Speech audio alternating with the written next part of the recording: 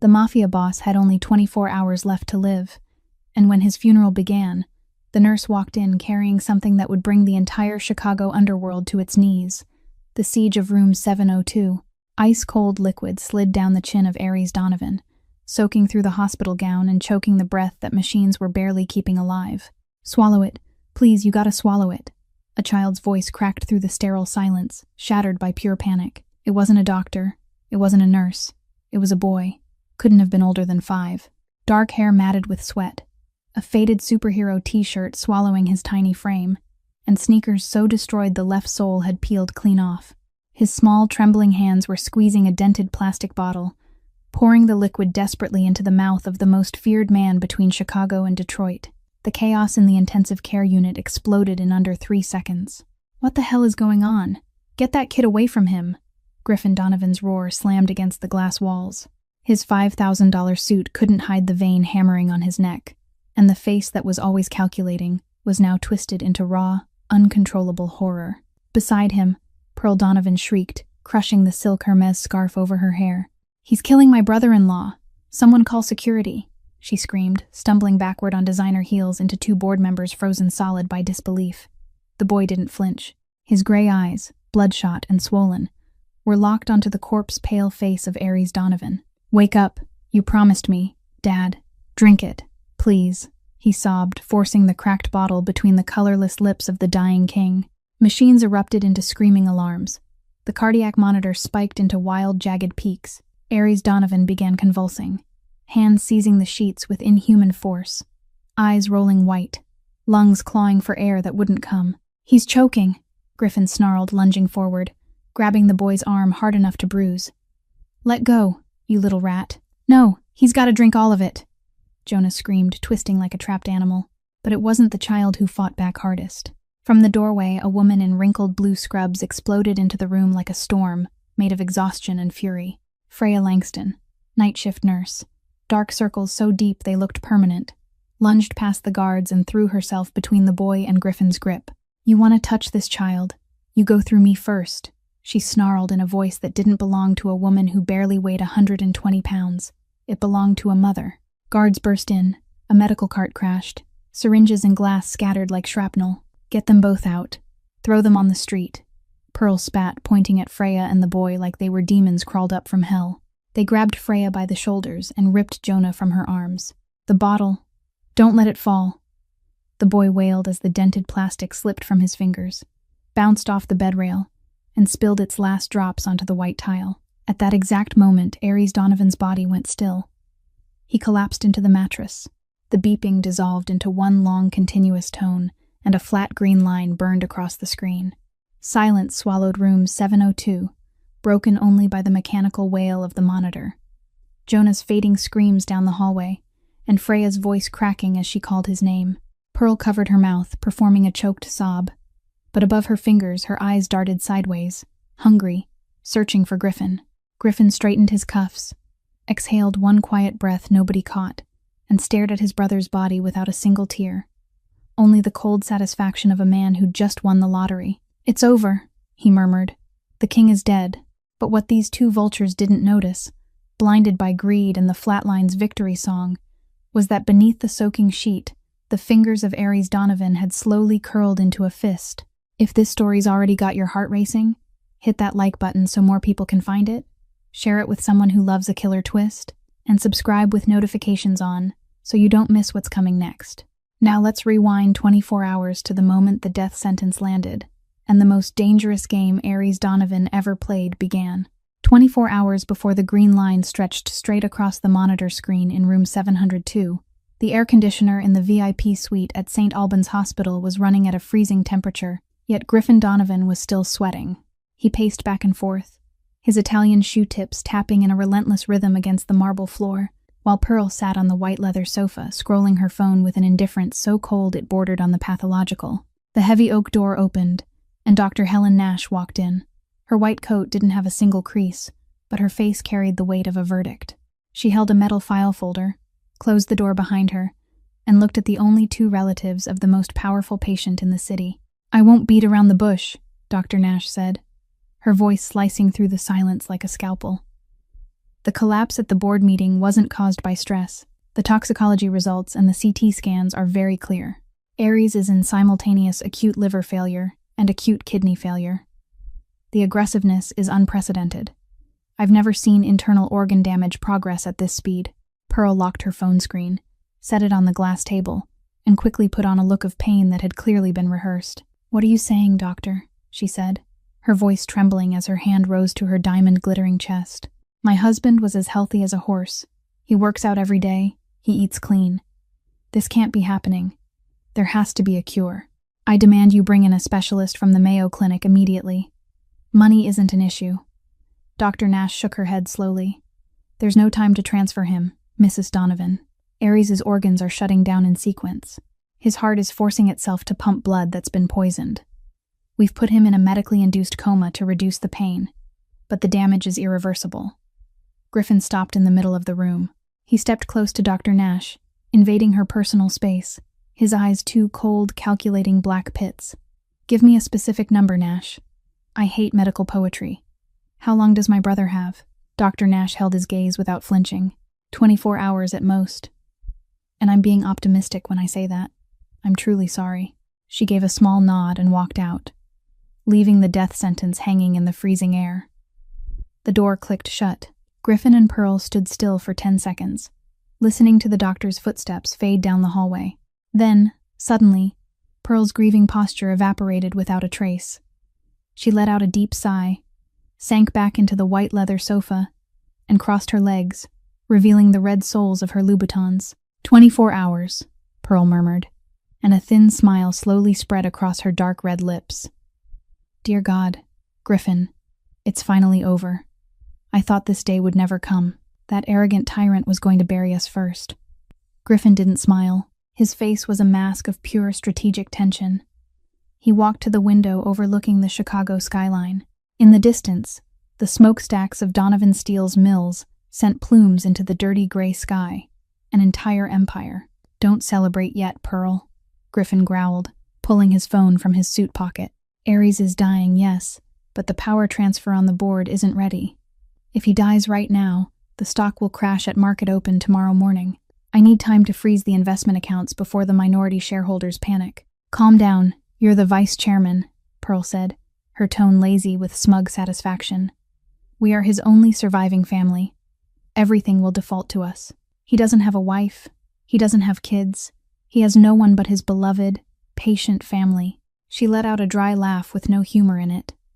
"I'm selling that Gold Coast mansion right after the 9-day prayers are over. I can't stand those ancient furniture pieces he picked." Griffin was about to answer when the phone in his hand vibrated.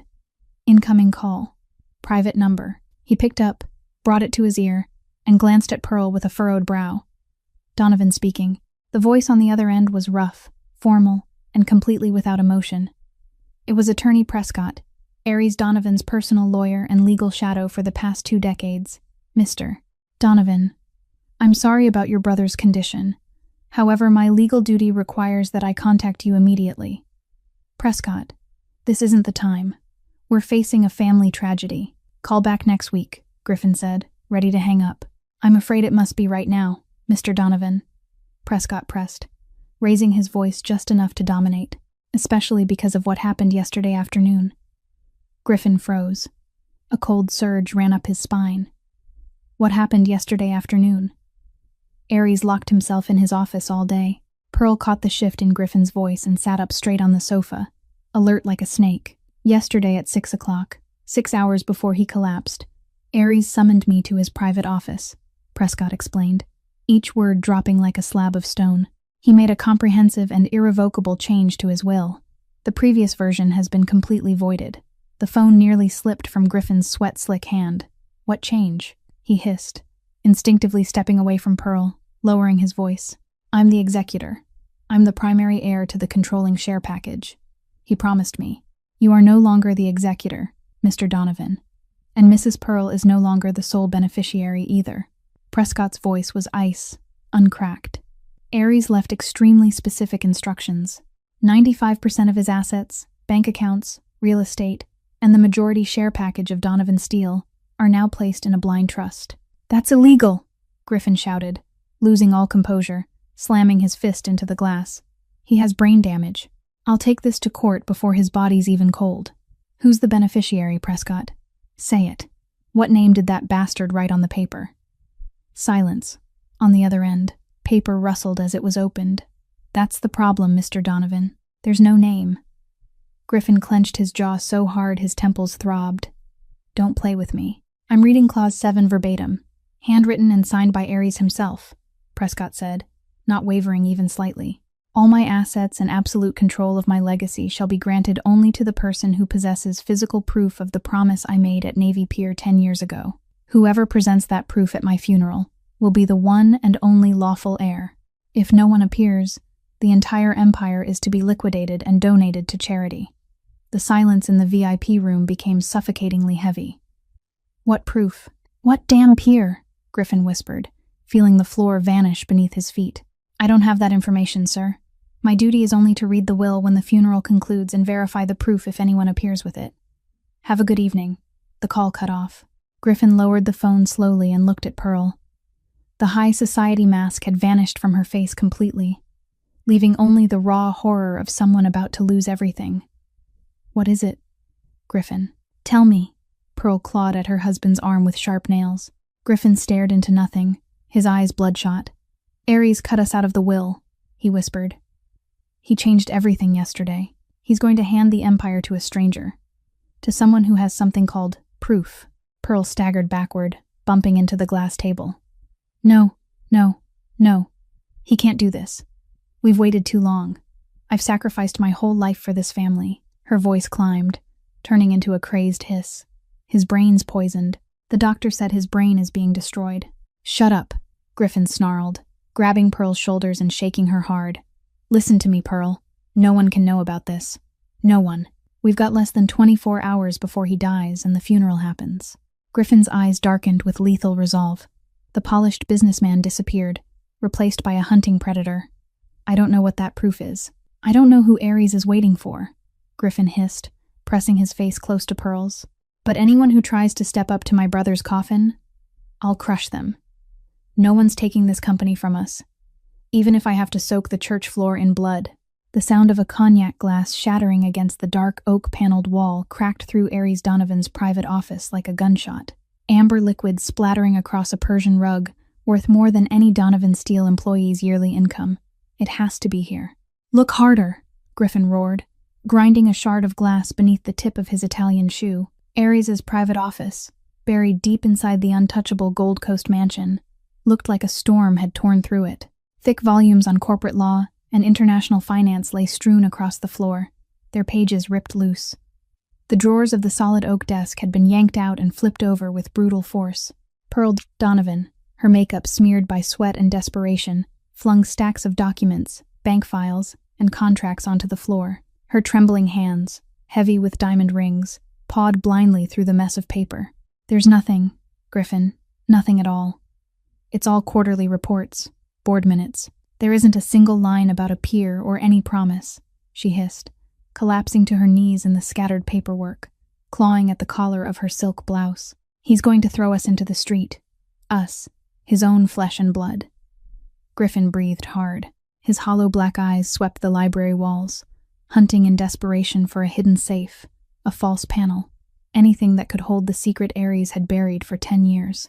The clock was running, 18 hours since the doctor's diagnosis. Ares was still in a coma at the hospital, and time was slipping through their fingers like sand. Griffin seized a heavy bronze statue from the desk, a wild bull, the symbol of a bull market, and strode toward the locked metal filing cabinet in the corner. "If that cold-blooded bastard thinks I'm going to let some bastard child or some old mistress from the past come claim my seat on the board, he's dead wrong." Griffin hissed through his teeth, then raised the statue. One savage blow crushed the lock. Metal snapped and sprang open. Griffin wrenched the drawer out with such force it nearly tore free of the rails. Inside there was no gold bar, no checkbook, no bearer bonds. There was only an old shoebox tied with a black leather cord. Pearl sprang up from the floor, nearly stumbling, shoving Griffin aside to peer into the drawer. "What is that? Open it, now," she demanded in a shrill, frantic voice. Griffin tore the leather cord and lifted the lid. Silence dropped onto the luxurious room like a suffocating blanket. They both stared at what lay inside, their temples pulsing. There was no physical proof the will mentioned. Nothing of value at all. Only letters. Dozens of envelopes, yellowed by time, sealed shut, with no sender name. All addressed in the same flawless handwriting that could belong to no one else but Aries. Diana Chen, Southside, Chicago. And beneath the stack of letters, a photograph faded by the years. Griffin picked it up with stiff fingers. In the photo, Aries Donovan was much younger, without a tailored suit, without power, and he was smiling. A real smile, bright and unguarded, the kind Griffin had never once seen on his brother's face in his entire life. Beside Aries, pressed close to him, was a woman with jet black hair, dressed simply, but with eyes that burned. Behind them, the unmistakable structure of Navy Pier stood sharp in the late afternoon sun. "Diana Chen," Pearl whispered, as if the air had been sucked from her lungs. "I remember her, that assembly line girl, dirt poor. Our father threw her out when he found out Aries wanted to marry her. He swore he'd forgotten her." Griffin crumpled the photo in his fist, crushing the two smiling faces into a useless ball of paper, his jaw clenched with cold, calculated fury. He never forgot. And the proof of that promise is with her, or with someone carrying her filthy blood. Griffin spat, contempt packed into every word, as he flung the paper into a corner. "The will says someone will show up at the funeral.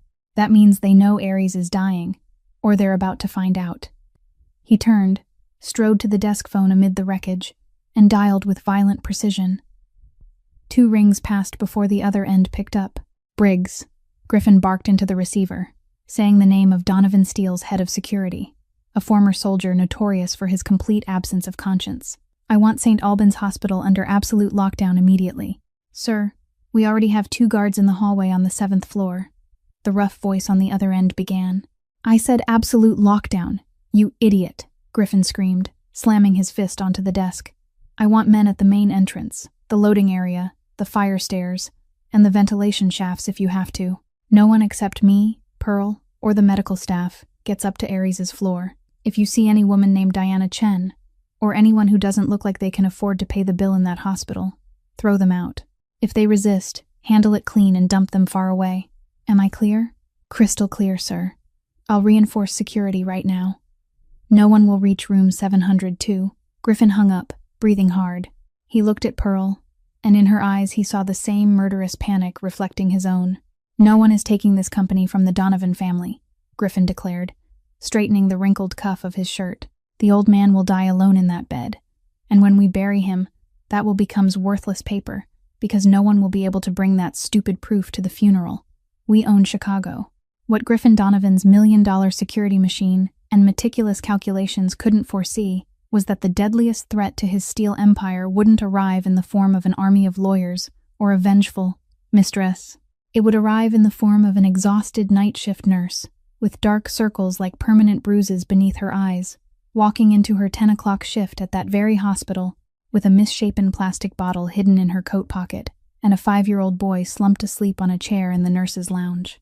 While Griffin Donovan deployed his war machine inside the most luxurious private hospital in Chicago, 15 kilometers south, on the other side of a city the upper class pretended didn't exist, Freya Langston was trying to shove a cheap box of pasta into a microwave whose dial had broken last winter. Her Southside studio wasn't much bigger than a federal cell. The paint peeled off the walls in yellowed sheets. The rusted pipes ticked steadily all night like a broken clock, and the central heat had been dead since November with the landlord not bothering to fix it.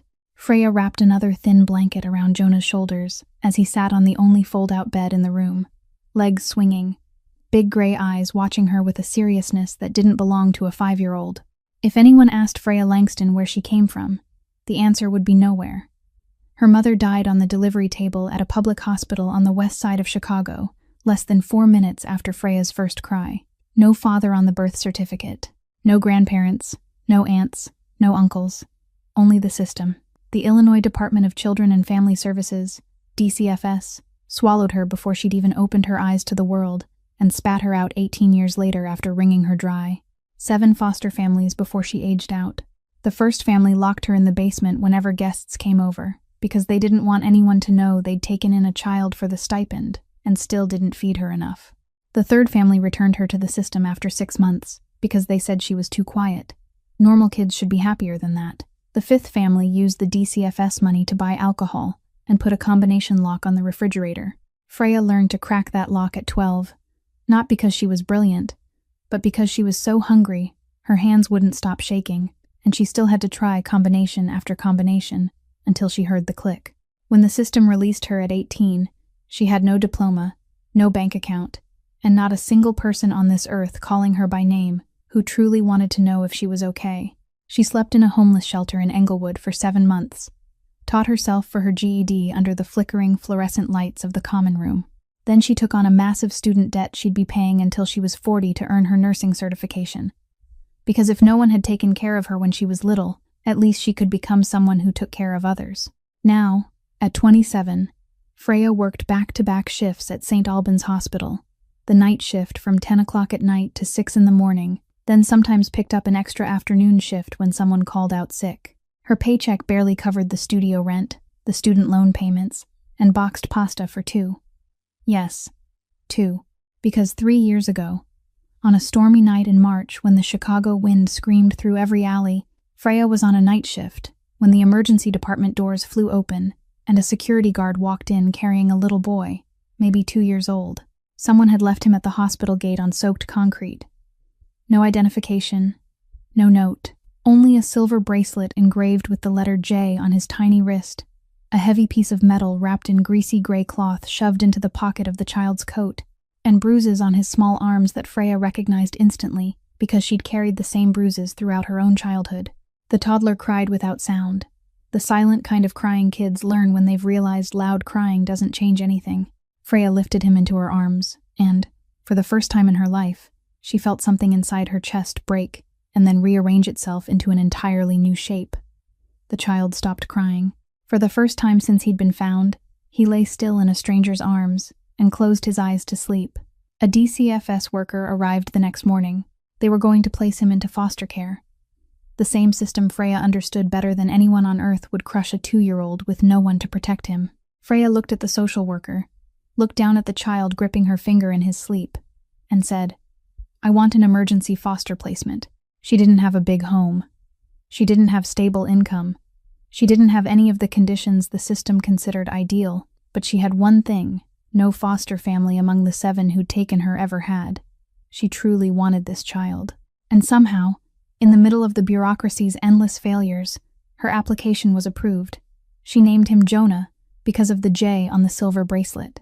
She put the bracelet and the cloth-wrapped metal object into the bottom drawer of her nightstand and never opened the cloth to see what it was, because she believed it belonged to the child's past, and that past had abandoned him in the rain, so it didn't deserve to be looked at again. 3 years passed, and Jonah became Freya's entire universe. "Aunt Freya," the boy's voice called, pulling her out of memory, small but strangely solemn. "What is it, sweetheart?" Freya knelt to his eye level, smoothing the tangled black hair on Jonah's head. Today at daycare, a man in black came. He was really big. He stood outside the fence. Freya froze. Every nerve in her body, sharpened by a lifetime of instability, went on full alarm. "What did he say to you?" "He gave me this," Jonah said, pulling an old, misshapen plastic bottle with no label from his small backpack, its cap scratched and not screwed on tight. Inside was a clear liquid that sloshed softly as he handed it to her. "He told me to give it to Aunt Freya at the hospital. Room 702. He said it's medicine, not water. If Aunt Freya doesn't give it to the patient in that room before midnight, he'll really die." Freya held the bottle in both hands, feeling as if she were cradling a grenade with the pin already pulled. Her heart pounded so hard she could hear it in her ears. "Did he say anything else?" Freya asked, forcing her voice steady, though it trembled at the end. Jonah looked at her with clear gray eyes and delivered the next sentence in a calm so frightening it could only belong to a child who didn't understand the weight of each word. "He said he's my real dad, and if Aunt Freya is scared, tell her he knows she grew up with no one, and he doesn't want his son to grow up like that too." The words drove straight into the deepest wound Freya had carried for 27 years. She sank onto the floor, back against the frame of the fold-out bed, staring at the misshapen bottle in her hands, then at Jonah, the child she'd raised for 3 years on boxed pasta and unconditional love, the child she'd sworn the system would never swallow the way it had swallowed her. Her mind spun with calculations. If she carried an unknown liquid to a patient she wasn't assigned to, she'd violate every medical rule, lose her license, lose her job, and lose custody of Jonah because DCFS would deem her unfit. If she did nothing and that man truly died, she'd live her whole life with the shadow of a death on her conscience. And if that man really was Jonah's biological father, then no matter what she did or didn't do, she was about to lose the child she loved more than her own life. Freya closed her eyes, breathed, opened them. She put Jonah on the bed, tucked him in, kissed his forehead, and told him she'd be back soon. Then she slipped the plastic bottle into the inner pocket of her scrub coat, stepped out of her unheated studio, and started toward St. Albans Hospital through the knife-cold Chicago night. She wasn't going to deliver medicine. She was going to find out what room 702 really was. At midnight, the 7th floor hallway at St. Albans should have been empty, except for machines and the footsteps of nurses changing shifts. But when Freya reached it through the east stairwell, what she saw stopped her cold. Men in black suits stood at every elevator door. Men in black suits stood at the head of every stairwell, coiled wire earpieces, eyes sweeping the corridor like wolves patrolling territory. This wasn't hospital security. Freya knew hospital guards wore dark blue uniforms and carried radios on their belts. These men carried guns hidden beneath their suit jackets. She pulled back behind a corner, heart hammering, and peered through the narrow gap toward the far end of the corridor where the number 702 glowed faintly in the dark. The patient in that room wasn't ordinary, and the man in black had sent the bottle through a 5-year-old because he understood this was the only line of defense no one could break with guns or money. It could only be crossed by a night shift nurse who knew every inch of this building better than the people who'd built it. 3 drops. Just 3 drops of a clear, odorless liquid. That was all it took to bring down a king. 72 hours before the green line stretched across the monitor in room 702. 72 hours before Freya Langston would be hiding behind a 7th floor corner, watching armed guards patrol the corridor. Donovan Steel Industries' main office was shaking under Aries Donovan's rage. The 37-year-old man, fueled with the ferocity of a bull in fighting season, hurled a thick audit file straight into Griffin Donovan's chest. Papers exploded through the room like funeral confetti. "You're a useless parasite, Griffin," Aries roared, bracing both hands on the oak desk and leaning forward as if he meant to swallow his brother whole. $30 million vanished in the refinery project. You think I wouldn't notice? You think my auditors are as stupid as you are? Griffin stumbled back, his face drained, swallowing hard. "Aries, please." Raw material import costs spiked. "I was just trying to balance the books so the board wouldn't panic." "Don't lie in my office." Aries slammed his palm down, making the crystal glasses on the drink cart rattle and sing. "You've been bleeding this company for years to pay your gambling debts in Macau. I tolerated it because you share my blood, but it's over. You're fired. Today I'll prepare your resignation letter, and thank God if I don't throw you in prison before the weekend." Pearl Donovan, seated in a leather armchair in the corner, stood immediately. Her face showed no fear, only an absolute coldness that went all the way to the bone. Around her neck was her signature Hermes silk scarf, dark floral patterns wrapped neatly like a fashionable suit of armor. "Aries, sweetheart, you're going to have a stroke." "Calm down," Pearl said, moving to the drink cart with steps measured to the millimeter. "You're too worked up. Let me pour you a whiskey. You need to slow your heart rate before your bank meeting this afternoon." "Don't use that motherly voice with me, Pearl," Aries snarled, loosening his tie, his face purple with fury, breathing hard. "I know you know about this. You and your husband are leeches. The gold mine is dried up for both of you." Pearl turned her back to him. Her hands trembled slightly, not from fear, but from pure adrenaline flooding every vein. This was the moment she'd waited for. Her fingers slid to the knot of the Hermes scarf at her throat. Hidden in the fold of that expensive designer fabric was a tiny glass vial, no bigger than a thumbnail, no label. She'd bought it 3 months earlier through a broker in Prague for a price high enough to buy a condo in downtown Chicago. A synthetic compound derived from thallium, engineered to slip past standard toxicology screens and mimic perfectly the symptoms of spontaneous acute liver failure. The original plan had been to administer small doses over the course of a year, slow and silent, without suspicion, like a death symphony played in adagio. But Aries threatening to fire Griffin changed everything. There was no time for elegance. It had to be now. 1 dose. Maximum. Fatal. Irreversible. Pearl popped the vial open with a swift, practiced motion, poured 30-year-old scotch into a cut crystal tumbler, and tipped the entire vial into it.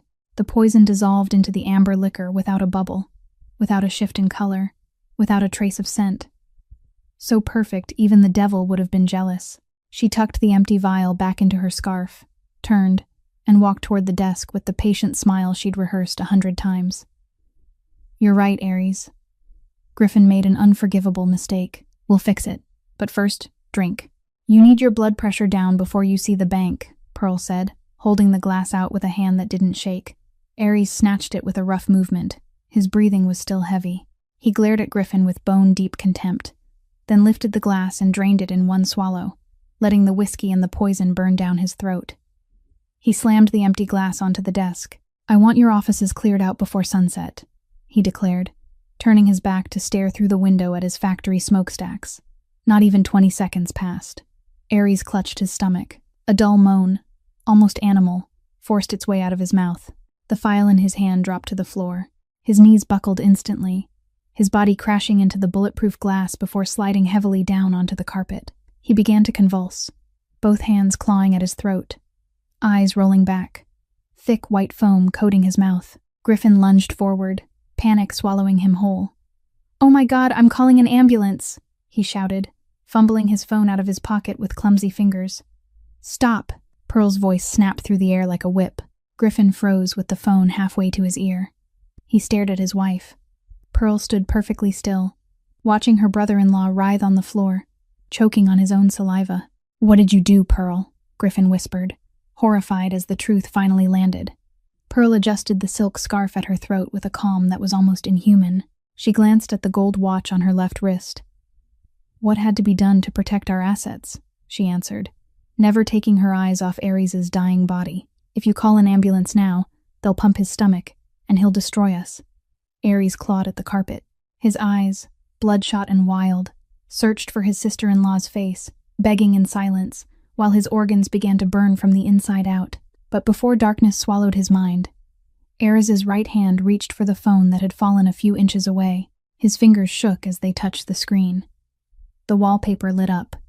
The face of a little boy with black hair and gray eyes, his mirror image, Jonah, the biological son he'd been searching for 3 years since Diana disappeared. The child his private investigators had finally located a month earlier on Chicago's South Side, cradled in the arms of a night shift nurse living in an unheated studio. Ares stared at his son's face on the screen, his finger tracing the boy's cheek through the glass. Then his eyes slid shut, and his body went still. "Wait 2 minutes, Griffin," Pearl ordered in a voice that sounded like the devil, folding her arms as she listened to the last ragged breaths of the man who shared their blood. "Let the poison finish the job. 2 more minutes and we'll own Chicago." Freya returned to the third-floor nurse's lounge, with her heart pounding so hard she could hear each beat echoing inside her skull. She'd seen the 7th floor. She'd seen the men in black suits with guns hidden under their jacket hems guarding every corner. And she knew that whoever lay in room 702 belonged to a world ordinary people shouldn't step into if they wanted to stay alive. But Freya Langston had never been ordinary. She'd survived 7 foster families, nights so hungry her stomach clenched in the basement of strangers, a homeless shelter at 18. Fear wasn't unfamiliar to her. It was an old companion she'd learned to walk beside a long time ago. She sat down in the swivel chair in the lounge, opened the medication cabinet with the key on the lanyard around her neck, and pulled a strip of pH test paper from the rapid test kit. Her hands were still trembling, but her movements were precise, professional instinct carved deep into muscle. She twisted the cap off the misshapen plastic bottle, tipped it carefully, and let a single drop fall onto the paper. 15 seconds. The strip changed color, not the reaction of ordinary water, not saline, not any solution she'd seen in 5 years as a nurse. This was a biological compound, complex, and completely outside the limits of her knowledge. Freya stared at the bottle, stared at the test strip, then looked toward the lounge door where Jonah was slumped asleep on the waiting chair, his head tilted to one side, his small hand still hugging his backpack to his chest. The man in black had said it was medicine. If she trusted wrong, she'd kill someone. If she didn't trust, someone would die. And that someone could be the biological father of the child sleeping there. Freya closed the cabinet, locked it, and started planning. 5 years of night shift work at St. Albans had turned her into a living encyclopedia of this building. She knew official security changed shifts at 11:30, a 15-minute gap while the two teams handed off. She knew the service conduit ran along the east wall, connecting the 3rd floor to the 7th through a side stairwell only maintenance and senior nursing staff could access with a badge. She knew the loading dock behind the hospital, where industrial laundry trucks came and went every night, was the only blind spot in the camera system because steam from the dryers fogged the lens year-round. But Griffin's security weren't hospital guards. They didn't follow shift schedules. They didn't have blind spots, so she'd have to make one.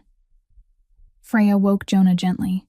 He opened his eyes instantly, not groggy, not crying, just looking at her with gray eyes too clear, too aware, the survival instinct of an abandoned child, always ready, always alert, even in sleep. "Listen to me," Freya said, calm but serious. "I'm taking you somewhere. You have to stay still and you can't make any sound, like we're playing hide and seek. Can you do that?" Jonah nodded without asking a single question.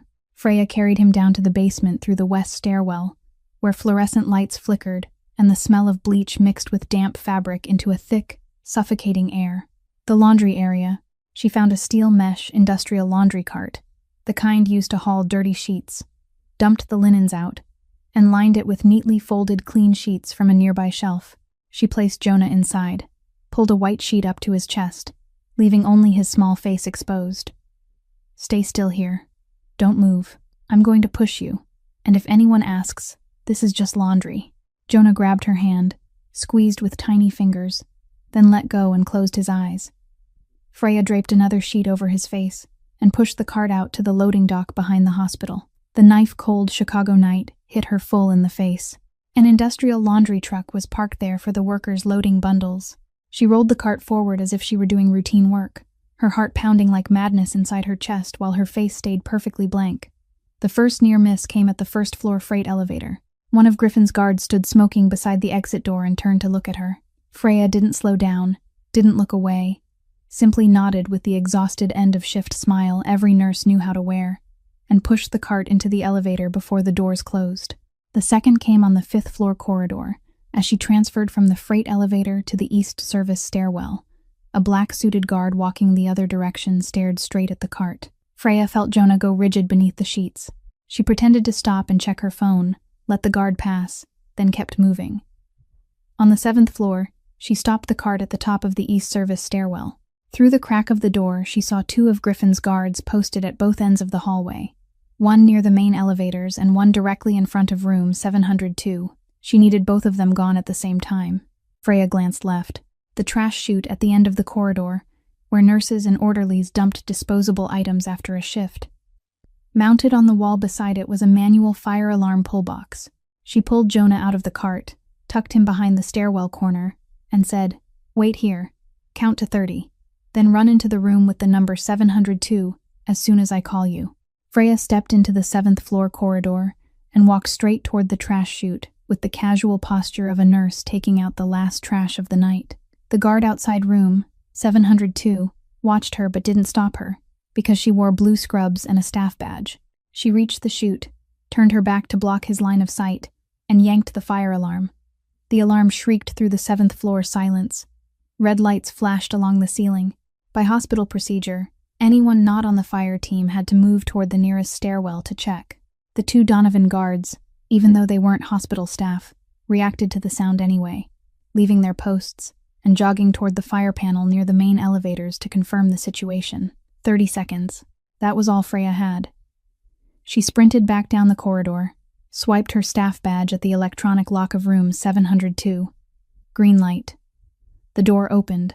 She lunged inside and Jonah ran in right behind her, his battered shoes slapping the tile. Freya saw Ares Donovan for the first time. She saw the ruined shell of the most powerful man in the city, lying motionless on the bed, skin gray as ash, tubes everywhere, eyes shut, chest rising weakly with the ventilator's rhythm. She was a nurse. Her eyes went straight to the vitals monitor. The heart rate was weak but steady. Blood pressure dangerously low. Liver and kidney indicators glowed red on the screen. This man was dying, truly dying, not acting, and she was holding something that could be an antidote, or could be a second poison. Freya uncapped the bottle, tilted Ares' head to the side with practiced technique, one hand lifting his chin to open the airway, the other using her index finger to press gently at the base of his tongue to trigger the swallowing reflex. She dripped it in, drop by drop, slow and patient, making sure each drop went into the esophagus and didn't spill into the trachea. She'd given hundreds of comatose patients medication this way. Her hands didn't shake, not because she wasn't afraid, but because when Freya Langston did the work she was trained to do, fear didn't get a seat. Jonah stood on the other side of the bed. He didn't cry. He didn't speak. He only slid his tiny hand through the bed rail and took Ares's motionless hand, small fingers closing around large, pale fingers. And in that moment, under the cold fluorescent light of an ICU room, a father and a son touched for the first time, without either of them understanding it. Freya had given about 2/3 of the bottle when the door burst open. And everything that followed, Griffin's roar, Pearl's scream, the brutal hand seizing Jonah's arm, Freya throwing herself in the way, guards flooding in, the bottle falling, the monitor flattening into a straight line, it all hit exactly like the storm this night had been destined to become. When security dragged Freya out of room 702, the 7th floor night charge nurse was already waiting in the hallway, her face paper white. "Your badge, Langston," she said, her voice shaking but firm. Freya looked at her, looked at Jonah sobbing in her arms, then slid her badge off its lanyard and placed it in the charge nurse's hand without a word. 5 years. 5 years of night shifts. 5 years paying student loans. 5 years building the only path that had ever lifted her out of the bottom. All of it vanished into a piece of plastic. She carried Jonah down the stairwell, through the loading dock, and out the back gate of the hospital. The Chicago night wind cut through her thin scrubs. Her shoulder was torn where a guard had grabbed her, her cheek bruised where she'd slammed into the doorframe as they yanked her out. Jonah clung to her neck, face pressed into her shoulder, tears soaking the fabric. "Did Dad wake up, Aunt Freya?" he whispered. Freya didn't answer because she didn't know. She only knew one thing. Before the bottle hit the floor, before the monitor went flat, she'd seen something no one else in that room had seen because they were too busy screaming and performing. She'd seen Ares Donovan's throat move. A swallow. He'd gotten enough of the dose down. And so, in the cold wind and darkness, jobless and with everything lost, Freya Langston held Jonah tight on the sidewalk behind St. Albans Hospital and smiled. Inside room 702, the moment the door slammed shut and cut off Jonah and Freya's cries in the hallway, medical hell erupted. "Code blue," I said, "code blue." Dr. Helen Nash roared as she shoved the door open and charged in with 4 nurses sprinting behind her, pushing the crash cart at full speed. The nursing team shoved Griffin and Pearl aside without bothering to be polite. Nash climbed onto Ares's bed, stacked her hands on the Mafia boss's chest, and began compressions with desperate force. Cartilage and ribs cracked under the pressure, the sound snapping through the room, grotesque enough to make Pearl clamp her hands over her ears with perfectly performed horror. 1 milligram of epinephrine. Push it through the central line, Nash shouted without stopping compressions, sweat streaming down her forehead. Charge to 200 joules. A nurse ripped away Ares's damp gown, exposing his pale chest. Another smeared conductive gel on the defibrillator paddles. Charge to 200. Clear. Nash yanked her hands off Ares's chest. The paddles slammed down. The Mafia boss's body arched off the bed, the electrical shock lifting him 15 centimeters before dropping him back onto the mattress like a sandbag. Every eye snapped to the monitor. A straight line. No heartbeat. No electrical signal. Charge 300, Nash ordered, throwing herself back into compressions, her arms trembling with exhaustion, sweat dripping onto Ares's unmoving face. Another dose of epinephrine, now. The second shock was even more violent. Machines on both sides of the bed screamed alarms. Ares's body jerked with horrifying power, but when he fell back, the slackness of death was undeniable. His skin, already pale, began to shift toward a dull gray waxen tone. A nurse looked at Dr. Nash and slowly shook her head. "Doctor, there's no carotid pulse. Pupils are dilated and fixed."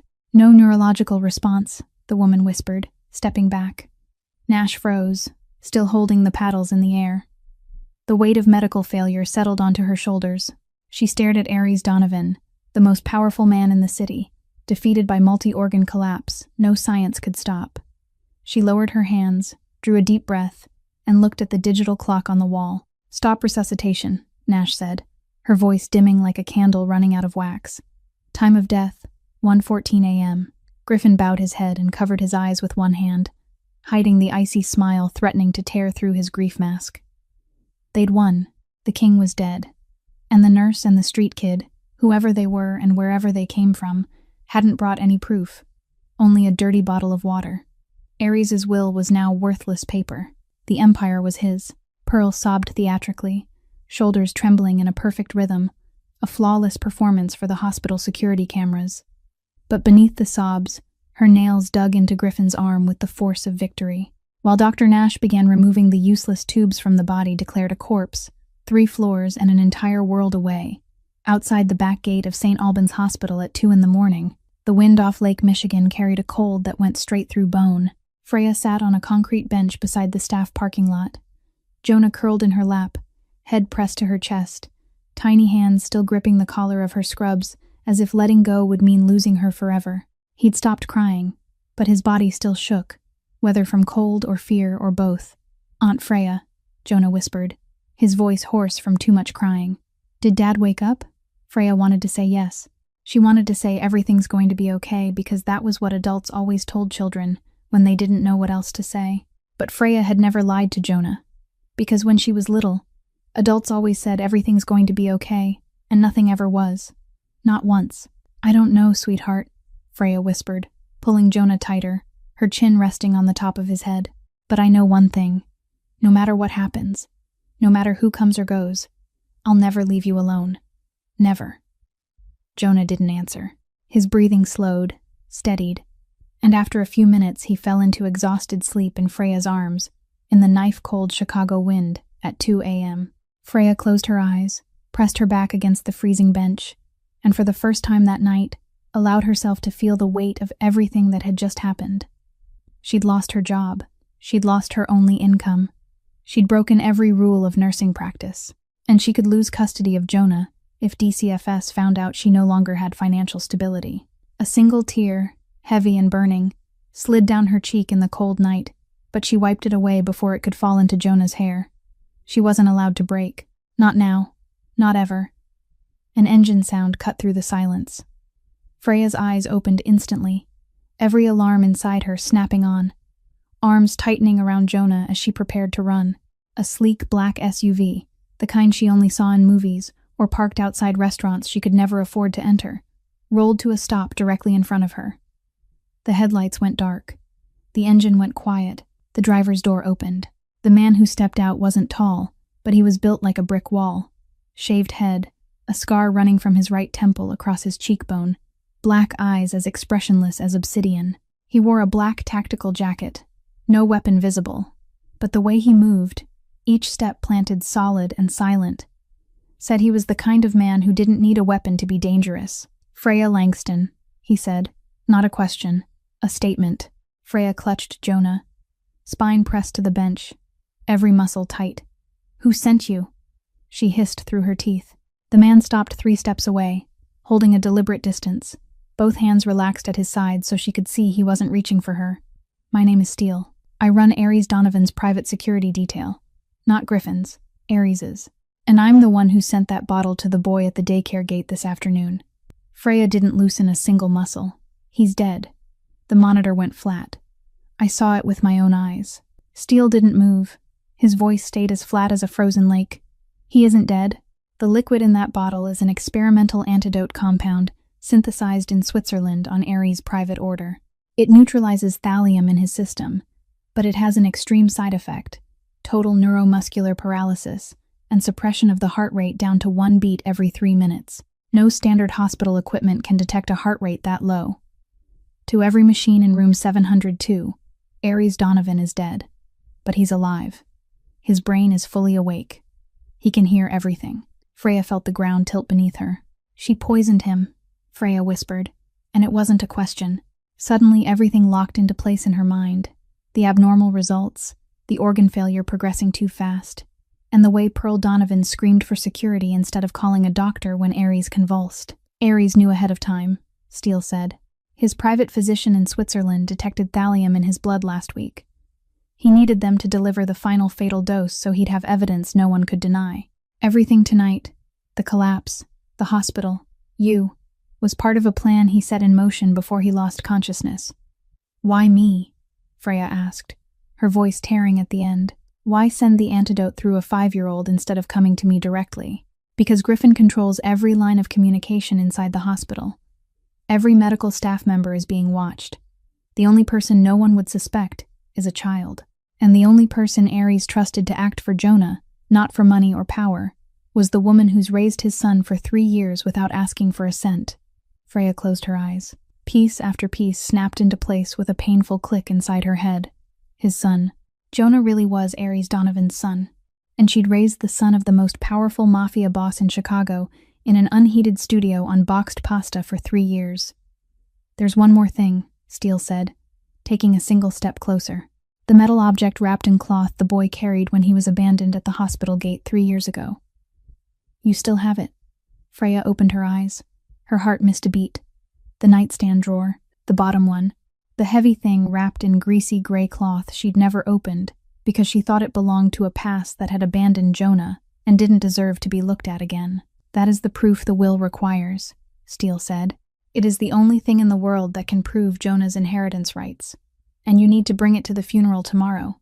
Freya looked down at Jonah asleep in her lap, his small face peaceful in the storm. She looked at Steele. She looked at the black SUV, and she understood that her life from this moment on, would never be the same again. "Take us," Freya said, standing with Jonah held tight, her voice no longer shaking. "I need to grab something at home first." The cork of a Dom Perignon bottle popped and smacked the hand-carved plaster ceiling of the Donovan mansion's main library like a celebratory gunshot. Golden foam spilled over the lip of the bottle, and Griffin Donovan didn't bother wiping it. He filled 2 baccarat crystal flutes to the brim, his hand still trembling slightly, not with the panic of the hours at the hospital, but with the pure adrenaline of a man who believed he'd won. He crossed the huge Persian rug and handed 1 glass to Pearl. She sat before an enormous gold-framed mirror in the living room, touching up her waterproof mascara with the precision of cosmetic surgery. She'd already changed. A black haute couture morning dress, custom-made in Milan, cost more than the entire house of any worker in their steel mills. To the fallen king, Griffin lifted his glass, greed glittering in his eyes beneath the chandelier's crystal light. And to the new owners of Chicago, Pearl took her glass. Her reflection returned a smile as cold and sharp as a razor. She clinked her husband's glass. The crystal ringed with a perfect note in their ears. "To us, darling, and to the lovable stupidity of forensic medicine," Pearl murmured, taking a long sip. "What did the morgue say?" "Any problems with the death certificate?" Griffin let out a dry laugh and loosened his black tie. "Nothing at all. Nash signed 20 minutes ago. Acute multi-organ failure. The poison you bought is a miracle. It doesn't leave a trace. His liver was so destroyed they assumed it was silent cirrhosis, gone bad. No one will investigate. Ares Donovan is officially a closed medical case." Pearl leaned back, closed her eyes, and exhaled with a pleasure so twisted it was almost obscene. 15 years, Griffin. 15 years swallowing his shouting, his humiliation, watching him donate millions to ridiculous charities while we had to beg the board for raises. It's over. Tomorrow morning I want the interior design team here. I'm ripping every piece of old-fashioned wood paneling out of this house. Griffin nodded and turned to pour more champagne, but his always calculating mind replayed every detail of the afternoon and night. One small detail, like a splinter under a fingernail, wouldn't stop throbbing. "The guards lost the girl. No, that nurse," Griffin said, his voice dropping suddenly. Pearl opened her eyes, irritated at the interruption of her power fantasy. "What nurse?" "That filthy little thing at the hospital." "So what?" She spoke like she knew Ares. "And the boy, Pearl." The boy had gray eyes. Griffin turned back to his wife, the crease between his brows deepening. Gray eyes exactly like Ares. Not normal gray, identical. And she ran into that room without caring about the guards, without caring about anything, like her life wasn't worth a cent compared to the man on that bed.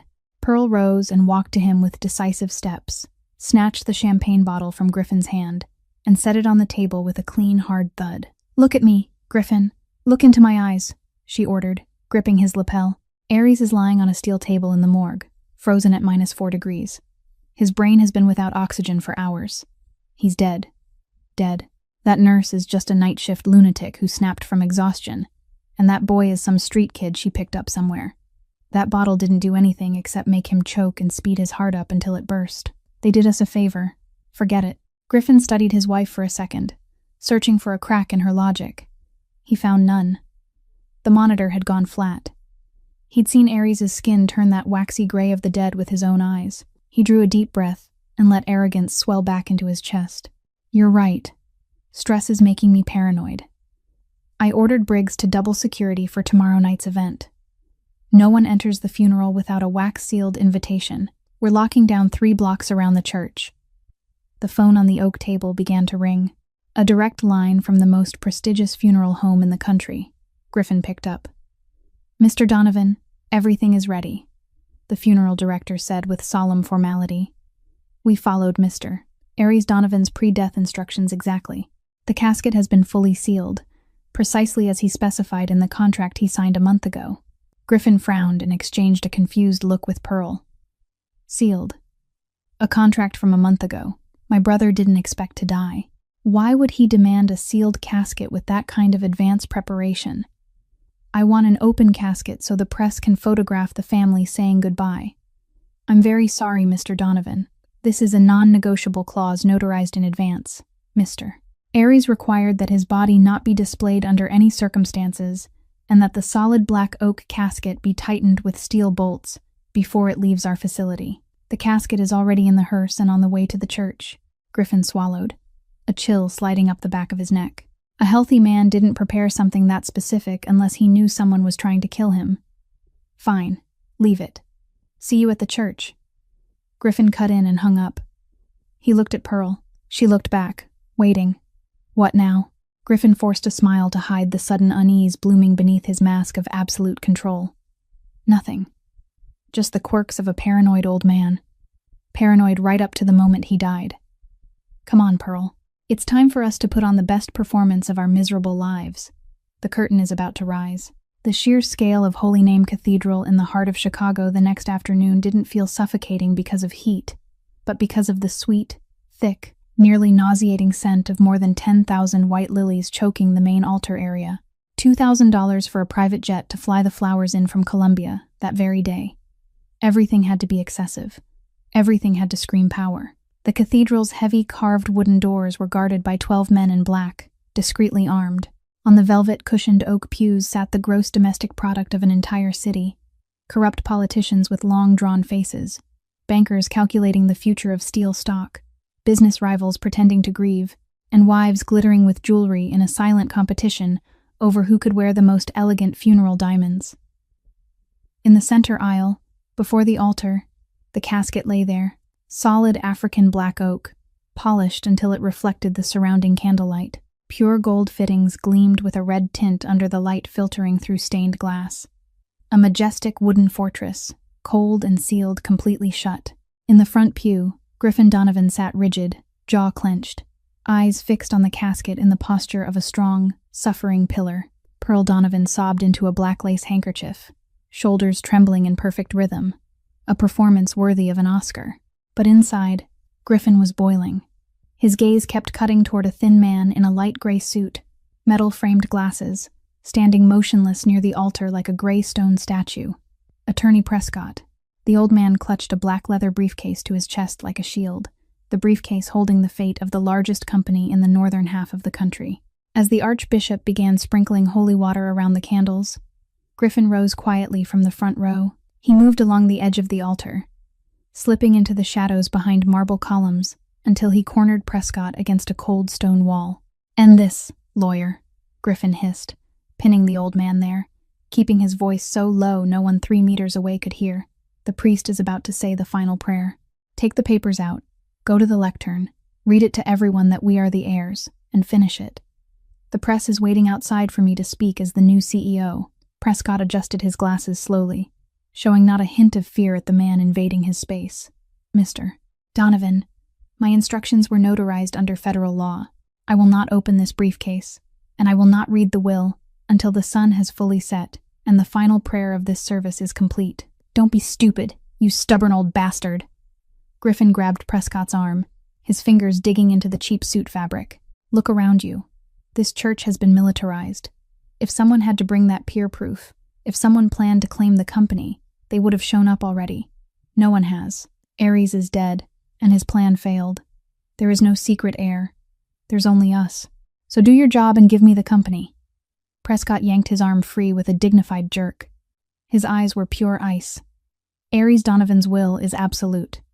When this service ends, I will act as he ordered. There are 12 minutes until sunset. If you can't keep yourself together for 12 minutes for the man who fed you your whole life, that is your problem. If no one walks through those doors when the clock strikes, the company will be yours. But until then, you don't own even the air you're breathing in this church. Prescott turned and returned to his austere position. Griffin felt the vein in his temple twitch like madness. He ground his teeth until his enamel nearly cracked, spun on his heel, and returned to his seat beside Pearl, feeling the eyes of Chicago's elite stabbing into his back, weighing him, judging whether he was strong enough to hold the empire. He sat. Pearl leaned toward him. "What is it? Why won't he read that damn paper?" she whispered without moving her lips, eyes still fixed forward. "That bastard lawyer wants to wait until sunset." "Procedure," Griffin growled, checking his watch. 9 minutes, Pearl. 9 more minutes and 15 years of nightmare ends. The archbishop raised his hands toward heaven. The cathedral's massive organ began to thunder, a heavy, solemn funeral hymn vibrating through the marble floor. "Brothers and sisters," the archbishop's voice boomed through speakers under the dome. "Today we bid farewell to Ares Donovan, a giant of industry, a pillar of this city. May God receive his soul into eternal light, and may those who remain find comfort in the truth." Outside, beyond the enormous stained glass windows, the last rays of sunlight were fading, dyeing the glass a thick blood red. Inside, the cathedral sank into darkness, lit only by trembling candles around the enormous sealed black oak casket. Griffin checked his watch again. 3 minutes. He looked toward the main doors locked down by his security detail. No one would get in. Victory was absolute, perfect. Nothing on American soil had the power to stop what was about to happen. The archbishop lowered his hands, made the sign of the cross, and spoke the final words. "Go in peace. The service is concluded." A restrained murmur spread through the church. The organ held its final, long, mournful chord. Griffin stood immediately, wasting not a second, buttoning his suit jacket and signaling Prescott with a commanding gesture. It was the signal of victory. The old attorney nodded slowly. He unlatched the 2 metal clasps on the black leather briefcase, with 2 sharp clicks that echoed in the heavy silence, and pulled out a thick envelope sealed with red wax. Pearl gripped her husband's hand, trembling with real emotion for the first time that night. A few people in the rows behind quietly lifted their phones, ready to record the historic transfer of power. Prescott stepped to the microphone at the pulpit and cleared his throat.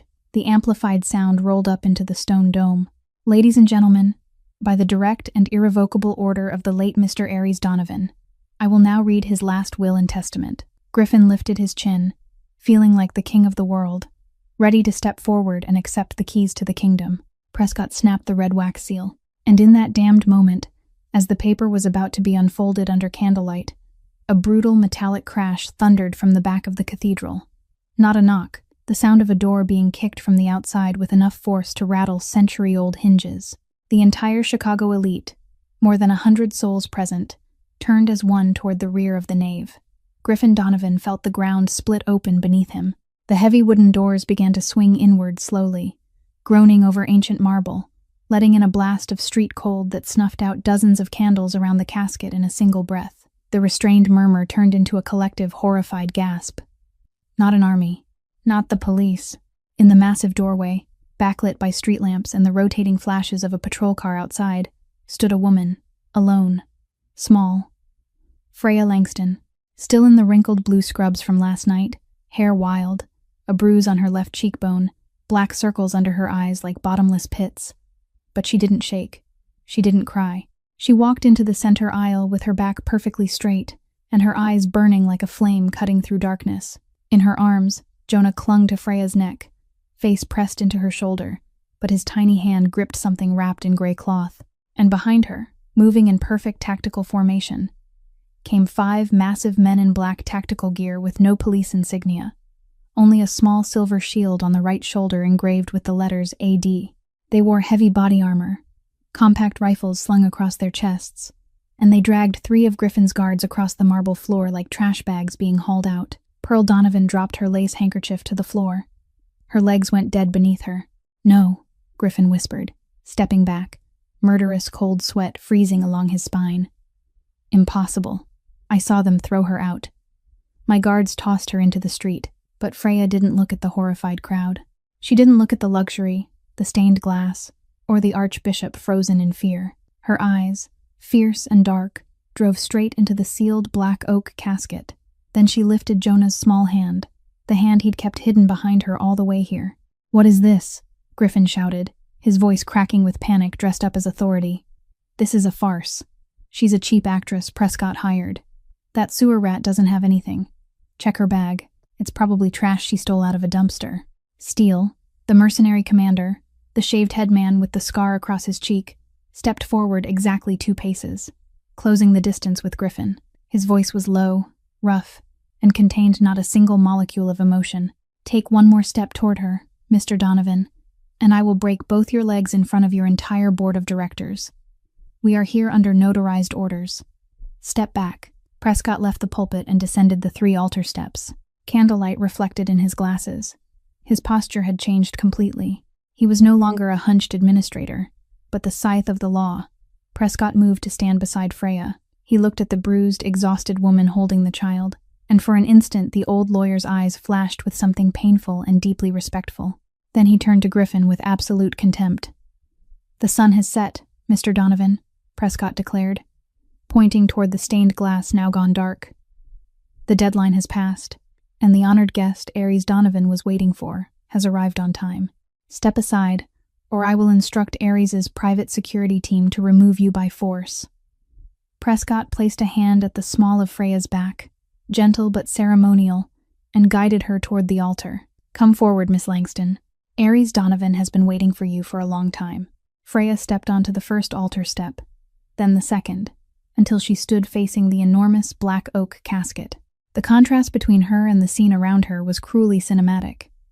An exhausted, bruised night shift nurse in wrinkled scrubs holding a 5-year-old child, standing before a fortress of wood and gold containing the most powerful man in the city, beneath the trembling candlelight of Chicago's largest cathedral, while more than 100 of America's richest people held their breath behind her. The silence was so thick you could hear candle wax dripping onto marble.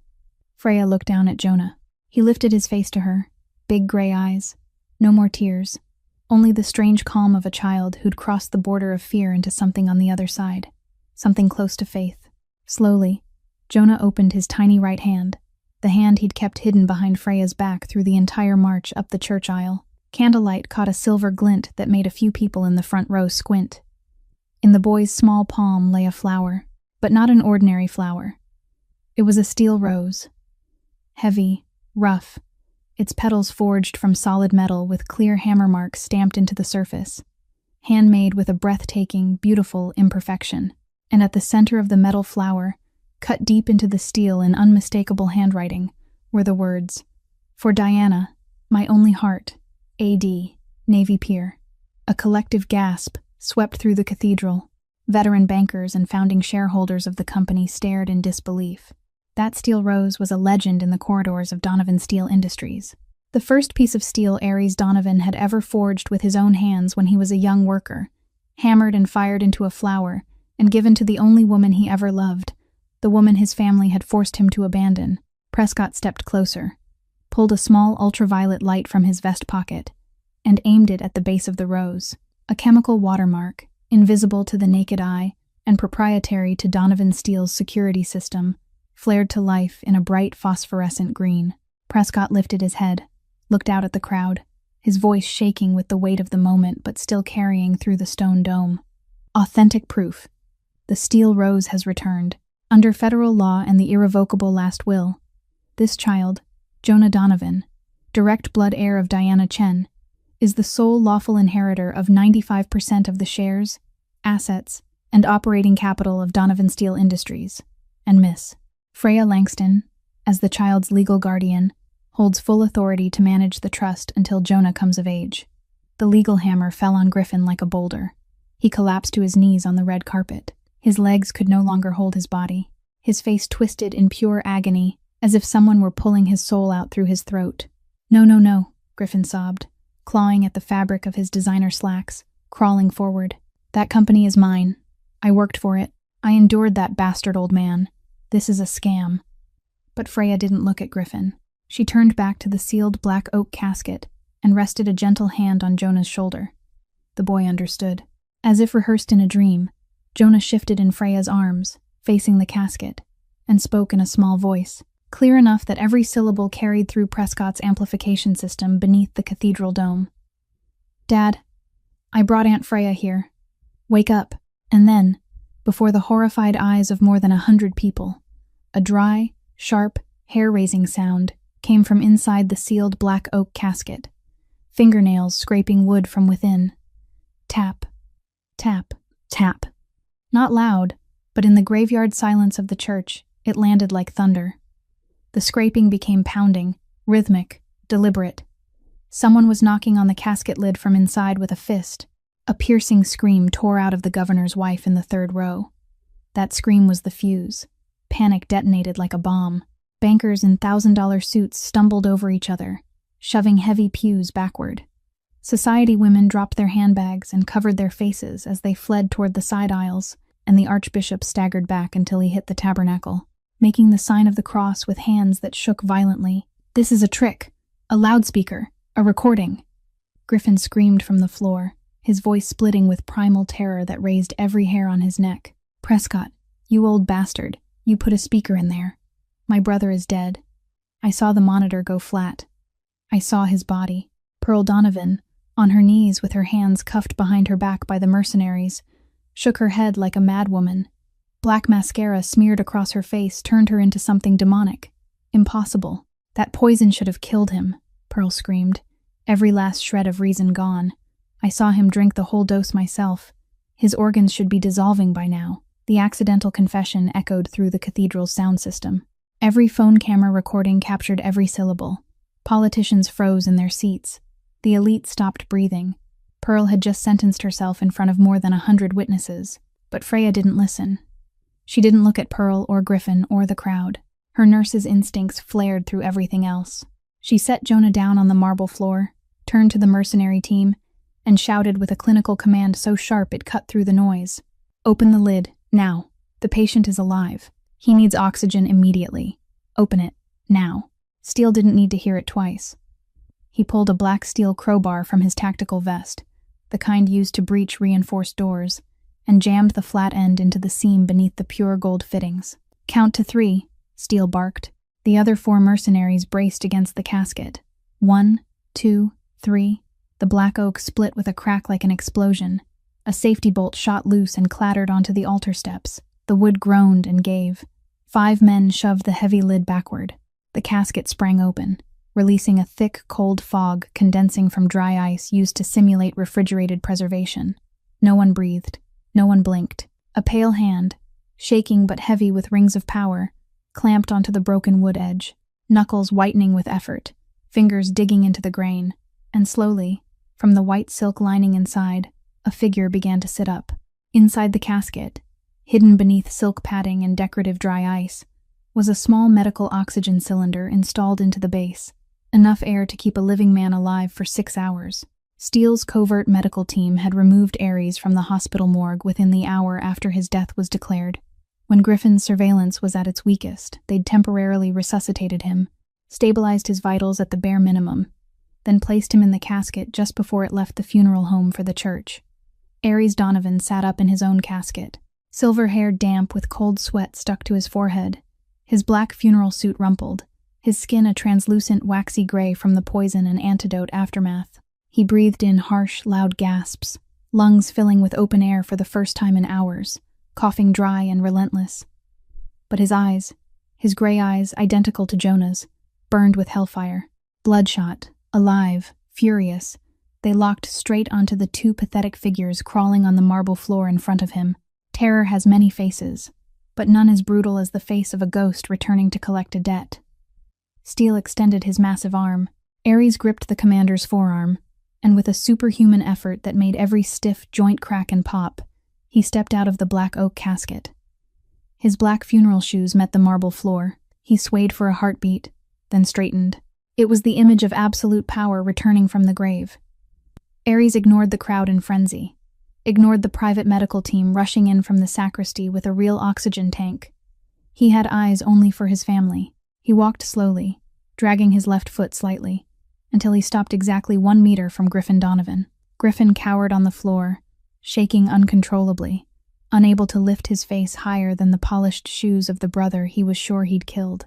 "The cold of the morgue table is something you don't forget, Griffin," Ares said. His voice was a hoarse whisper ruined by chemicals, yet the cathedral's perfect acoustics carried it into every corner. Each word was a lash dipped in acid. "That cold sinks into your bones. It freezes your lungs." Pearl groaned on the floor, writhing in handcuffs, trying to crawl toward Ares. "No, Ares, please. Forgive me. Griffin forced me. Griffin ruined the company. Griffin bought the poison. I'm your sister-in-law."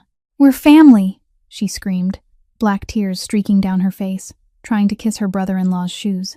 Ares looked down at her. The disgust on his face ran so deep it distorted it. "I lay paralyzed in that hospital bed, Pearl," Ares said, breath hissing in his chest. "My heart barely beat. My eyes were closed. My lungs were on a ventilator. But my brain was fully awake. The antidote kept my consciousness alive. I heard everything."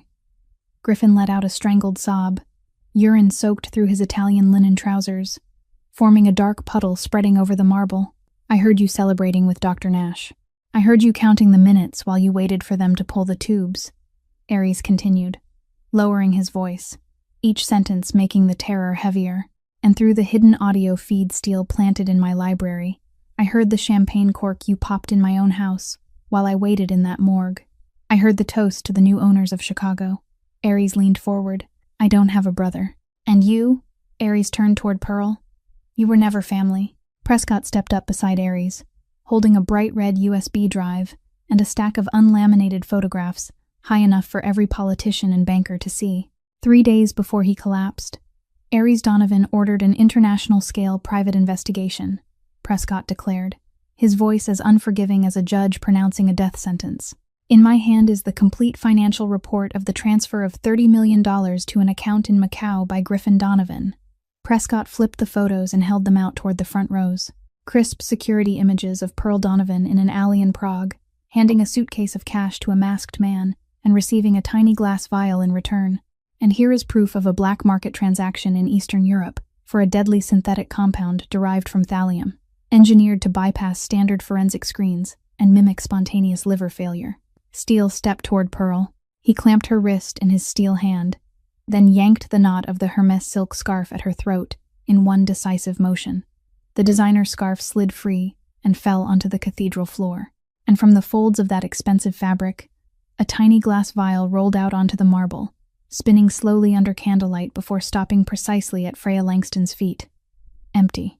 The murder weapon. The poison is still on your person, Mrs. Donovan," Steele said, his voice frozen solid as he pulled a pair of black steel cuffs from his tactical belt. "Federal agents and Interpol have been waiting outside this church for half an hour. The doors were locked not to protect you from the press. They were locked so you couldn't escape." The cathedral erupted into absolute chaos. Screams, frantic calls to private lawyers, chairs scraping and crashing. Business partners who'd offered Griffin condolences 10 minutes earlier now recoiled in disgust. The main doors flew open a second time, and this time, it wasn't mercenaries entering, but 24 FBI agents in full body armor with federal prosecutors, marching down the center aisle without sparing a glance for the elite scattering in horror. They grabbed Griffin under both arms and hauled him off the floor without courtesy. He didn't resist. His eyes were empty. His mind had shattered completely. Pearl screamed like a lunatic, kicking, spitting, dragged down the red carpet by 2 female agents as she cursed her brother-in-law and the street nurse. Their voices faded into distance, swallowed by the sirens of patrol cars waiting on the avenue. Silence returned to the cathedral, but this time it wasn't the silence of tension. It was the silence of total submission. The entire Donovan empire had just witnessed the most brutal, calculated purge in the city's underworld history. Ares breathed hard and swayed. Prescott steadied him with an arm while a private physician quietly lifted a clear oxygen mask to Ares's face for a few seconds. Ares drew a deep breath, removed the mask, and turned his head. 2 meters away, Freya still stood there. The night shift nurse in wrinkled scrubs, hair wild, face bruised, dark circles under her eyes, holding Jonah in her arms. The boy clung to her neck, gray eyes wide as he stared at the biological father he'd only met through a hospital bed. And the steel rose lay in the child's other tiny hand. The most ruthless mafia boss in Chicago, the man who had destroyed his own family without blinking from inside a coffin, stepped toward Freya. The hardened mask, carved by power and violence, cracked for the first time. His knees, weak from poison, finally buckled.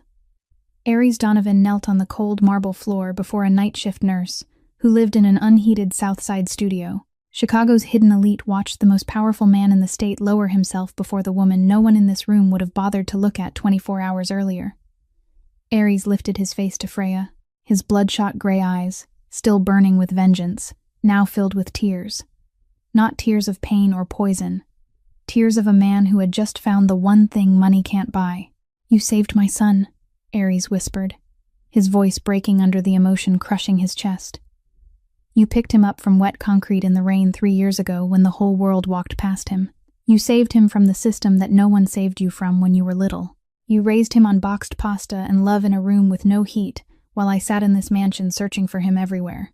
And then you risked your life, your job, everything, to bring an antidote to a man you didn't even know, just because a 5-year-old asked you to." Aries lifted a trembling hand and gently touched the bruise on Freya's cheekbone, the bruise his own brother's guards had left. "I owe you, Freya Langston. More than this entire empire could ever repay." Freya looked down at the mafia boss kneeling at her feet. She didn't speak.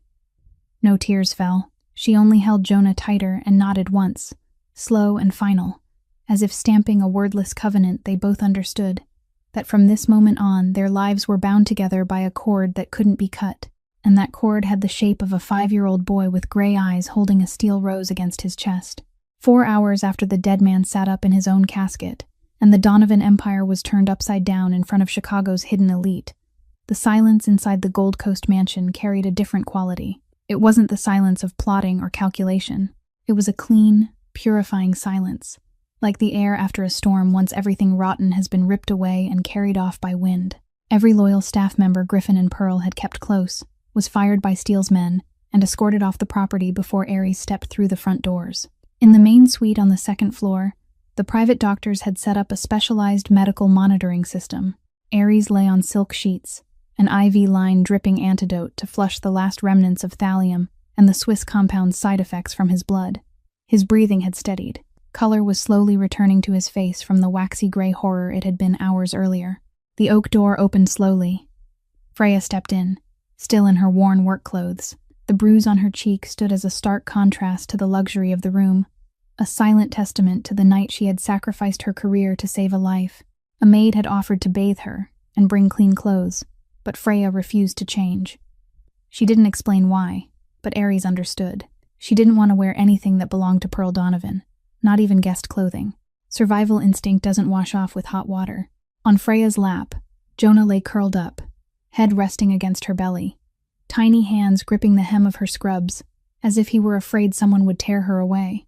He was sleeping deeply for the first time in 24 hours, breathing soft and steady, his face completely peaceful, safe in the arms of the only person in the world he called mother. Freya sat in the chair beside the bed. Not too close, not too far. The exact distance of someone who didn't fully trust but also didn't plan to run. Aries opened his eyes to look at her, and for the first time since the storm began, these two people truly saw each other. No chaos, no guards, no monitors, no screaming, only warm yellow light, the steady drip of the IV, and the breath of a sleeping child. "You don't look very impressed by the house," Aries said, hoarse and weak, but the corner of his mouth lifted slightly. "It's too big," Freya replied, her eyes sweeping across a suite as wide as an entire floor of her studio. "Too much empty space. Enemies can hide more easily." Aries let out a laugh and then coughed. The laugh hurt because his lungs still weren't fully recovered, but it was real, the kind of laugh Griffin had never once heard from his brother in his entire life. "You have the same eyes she did," Aries murmured, glancing toward the nightstand where the steel rose lay still. That same wild distrust. Diana never trusted anyone either until they proved it with actions, not words. Silence held for a few seconds.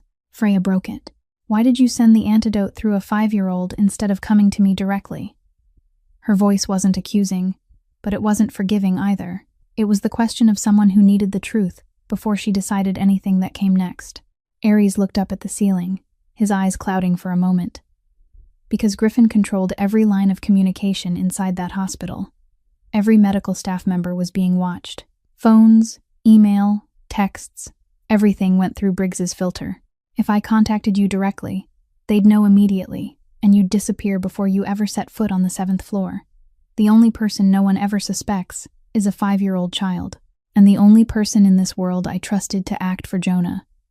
Not for money, not for power, not for fear, was the woman who raised my son for 3 years with pure love, while she couldn't even afford to heat the room she slept in. Freya swallowed. She looked down at Jonah, and her fingers automatically smoothed the boy's tangled black hair. You found Jonah a month ago, she said, her voice dropping close to a whisper. Why didn't you come take him? Ares turned his face toward her. In his gray eyes was something Freya had never seen in a Mafia boss. Regret. Because Griffin and Pearl were still alive and still held power. If I brought Jonah home while they were still sitting on the board, they would have killed the boy. An accident. A staged kidnapping. A dose in a glass of milk. And they would have killed you too, because you were the only living link between Jonah and me that didn't pass through their system. I had to destroy them first. I had to let them act so I'd have evidence. And to do that, I had to leave you and Jonah out there 1 more month, unprotected, unaware of the truth, living in that freezing studio while I lay in this mansion planning. Silence fell like a heavy blanket. Freya understood the cold, ruthless logic. She hated it, but she understood it. Because she'd lived her whole life by survival logic too. She looked Ares straight in the eyes and asked the question she'd feared most, since the moment Steele told her the truth on the hospital bench at 2 a.m. You're going to take Jonah from me. Not a question. A painful statement she'd been preparing herself for hours. You're his biological father. You have money, lawyers, power. Any court will give custody to a billionaire boss instead of a fired nurse living on the South Side. That's how the world works. Ares didn't answer right away. He looked at Jonah sleeping, looked at the way the boy's tiny hand clung to Freya's scrubs, looked at the way his head rested against her belly as naturally as if it were the only place on earth he felt safe. Jonah called you Mom in his sleep, Ares said, his voice breaking at the end. I heard it while I lay in that hospital bed. The antidote kept me awake, and I heard him crying in the hallway after security dragged you out. He didn't call my name. He called Aunt Freya. Ares lifted the hand with the IV needle still in it and slowly extended it toward Freya, but stopped halfway, as if he were afraid touching her would make her vanish. I didn't come to separate you from my son, Freya. I came to ask if you'll stay. Freya didn't move. Each word hit her like waves, each one peeling away. Another layer of armor, 27 years of orphanhood had built around her heart. She looked down at Jonah, looked at the steel rose on the nightstand, looked at the IV drip feeding life back into the man in front of her. Then she held Jonah tighter, rested her chin on the top of his head, and spoke in a voice that didn't shake, didn't cry, only carried the absolute certainty of someone who'd decided before the question was asked. I've never had a home. For 27 years, there hasn't been a single place on earth that asked me to stay. But wherever this child is, that's my home. Ares closed his eyes. A single tear, heavier than all the champagne Griffin had uncorked last night, slid slowly from the corner of the most ruthless Mafia boss in Chicago down a cheek still gray from poison. He wasn't crying from pain, not from nearly dying, not from revenge. He was crying because for the first time in nearly 40 years, someone chose to stay, not for his empire, not out of fear of him, but for the son he'd almost lost forever. And that tear, falling in the quiet of the only warm room in the Donovan mansion, carried more weight than all the steel this empire had ever forged. While Ares Donovan's tear fell in the warm room of the Gold Coast mansion, 14 kilometers to the south, hell wore a completely different zip code. The heavy steel gate of the Metropolitan Correctional Center slammed shut with a metallic boom that echoed down a corridor of damp concrete. Griffin Donovan was shoved into an intake holding cell, tripped over his own feet, and crashed to his knees on a stained concrete floor he didn't want to imagine the origin of, while the sour reek of ammonia hit his nose and flipped his stomach. No more $5,000 Italian suit, No more custom handmade leather shoes.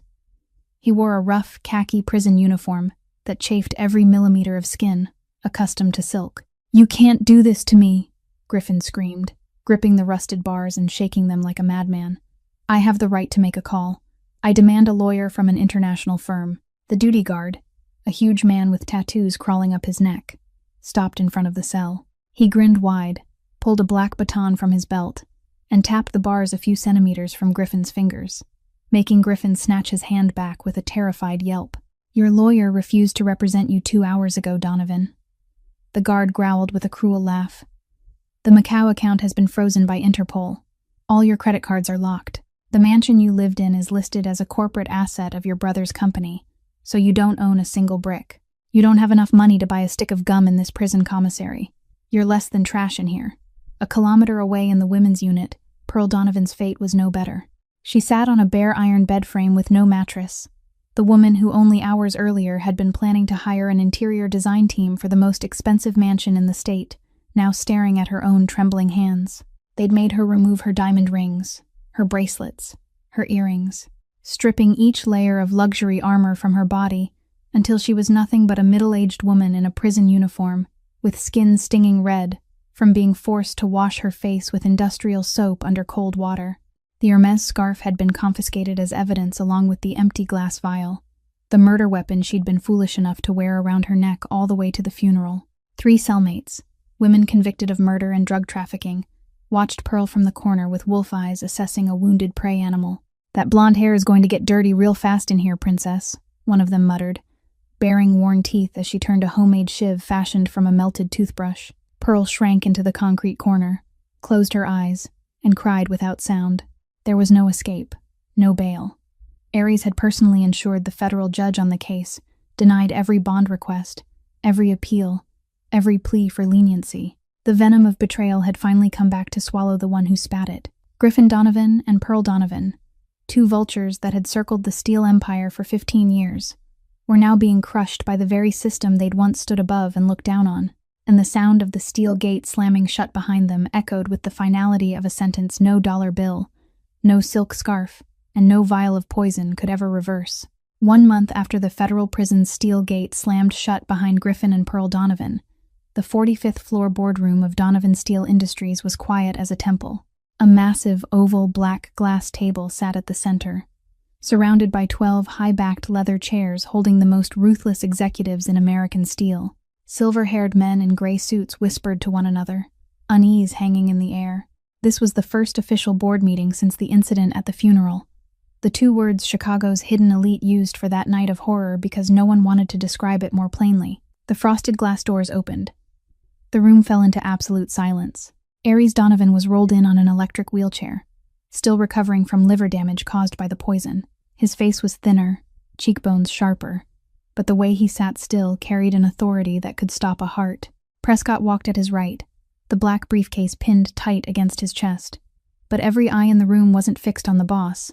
It was locked on the person walking half a step ahead of the wheelchair, Freya Longston. No more wrinkled blue scrubs, no more wild hair and hollow dark circles. She wore a fitted black suit cut to her small frame, no unnecessary accessories, no flashy jewelry, only the cold sharpness of someone who knew exactly what kind of battlefield she was entering. Her hair was pinned into a neat bun at the nape of her neck, exposing the clean line of her throat and the faint scar on her forehead catching the halogen light, a permanent reminder of the war she'd won.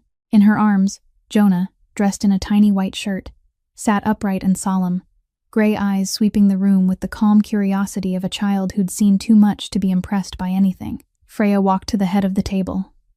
The chairman's seat, the seat Griffin Donovan had plotted to murder his own brother to take. She pulled the chair out and sat down, placed Jonah on her lap, adjusted her jacket cuff, then lifted her gaze and looked straight at 12 faces, trying to hide their shock. Street predator instinct blended perfectly with the Donovan bloodline's relentless steel. The CFO, a bald man sweating heavily, tried to break the tension with a patronizing smile. "You, Miss Freya. Welcome. We've prepared some very visual, easy-to-understand charts to explain the company's operational performance last quarter." Freya didn't blink. She held out her hand and Prescott placed a tablet in it. She slid it across the black glass toward the CFO.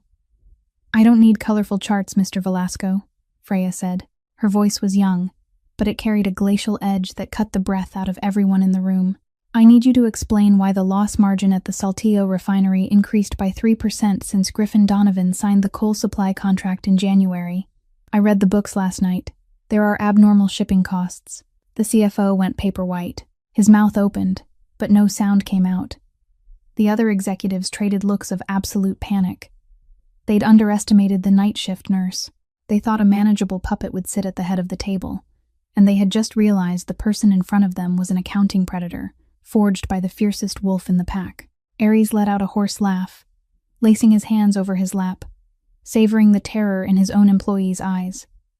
Answer the chairwoman, Velasco, and you'd better not lie, because if she fires you today, I'll make sure you can't get a job cleaning toilets at a gas station anywhere in this country. Freya leaned back in the massive leather chair.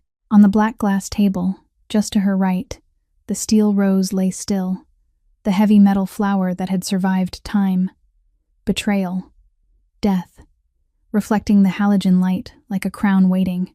The meeting ended after 45 minutes without a single executive daring to breathe too loudly. When the room emptied, Jonah was taken to bed by his nanny, and Prescott left with the files, leaving only the two of them. Freya stood at the panoramic glass wall looking out over Chicago's skyline.